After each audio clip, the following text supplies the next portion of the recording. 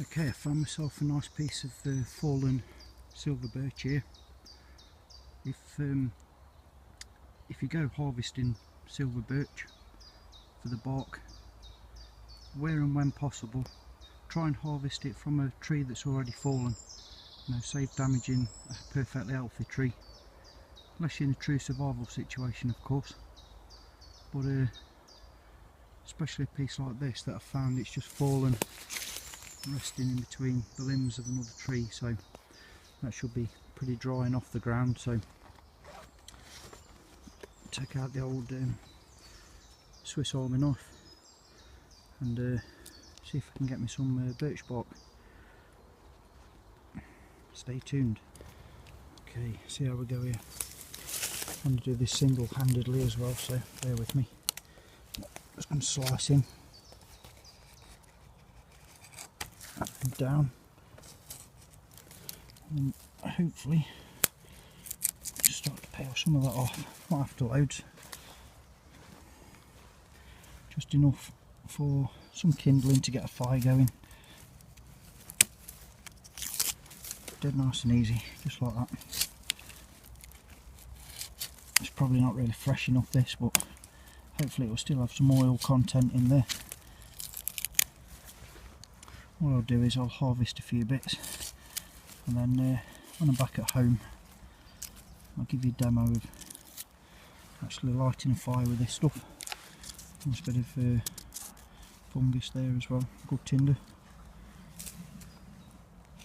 So like I say, I'm not going crazy with this, so not enough to get a small fire established. You get the idea. And obviously when I get home, like I say, I'll give you a proper demo of fire lighting with this stuff.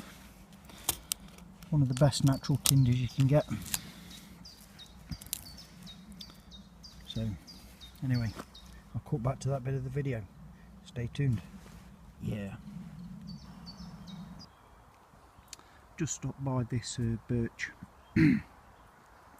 Noticed up here, I believe that is chaga, which is quite rare this far south in the UK.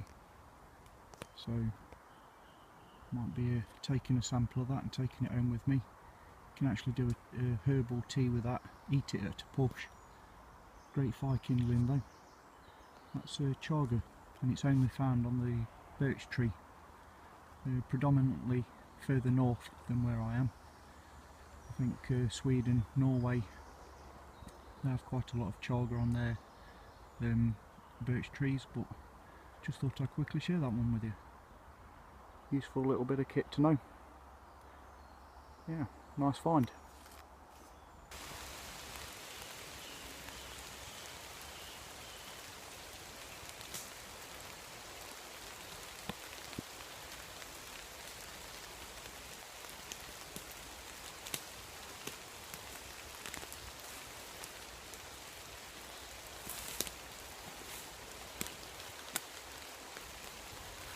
Hello again YouTube, Mad Dog here. So we've made it back home from our week away at Sherwood Forest. Dried out somewhat since then because we did have awful weather, to be honest. First day was great. For the rest of the week I absolutely thrashed it down, so you know, you have to make the best of a bad job and all that, but we still got out and about, did some walking about, really enjoyed ourselves. But back to the subject in hand. I've got a small sample of the birch bark that I collected whilst out in the woods. I did get quite a bit of it, so just try and show you how effective this stuff is as a fire lighting tinder. So if the birch bark is generally on the dry side, then I would take your knife and start scraping on the outer bark. If the tree is wet, then I would generally recommend start scraping on the inside. So this stuff's reasonable, it's damp, but it's reasonable. So I'm going to start using the edge of my knife, just scraping the surface of the birch bark, just to establish some nice little fluffy fibres. And I'm trying to go right through the first initial white outer layer into the darker browner layer underneath, which will naturally have a higher oil tar content, which is what we want. obviously that makes it more flammable. So just get some nice little shavings there.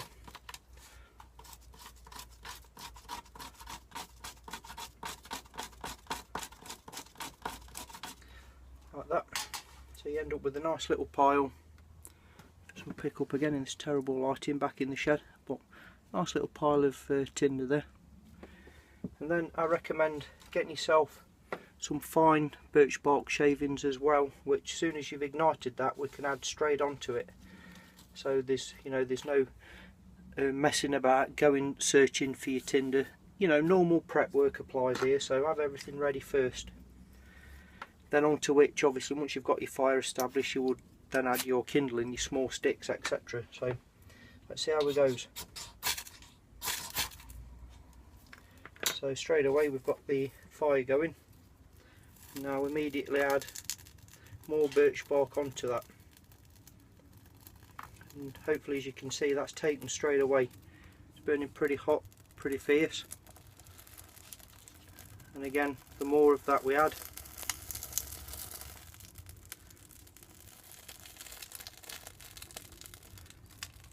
the hotter the flames will become, and the more chance of success you will have when you add your kindling, your fine small sticks, etc. As you can see, it's going quite well now. You can hear all the tar forcing the moisture out of this birch bark. So, like I say, it is still quite damp. You saw the conditions that hopefully I was against in the woods. It weren't ideal. But it still works quite well, quite effective. As we all know, birch bark is one of the best fire tinders that you can get in the UK, well, around the world really.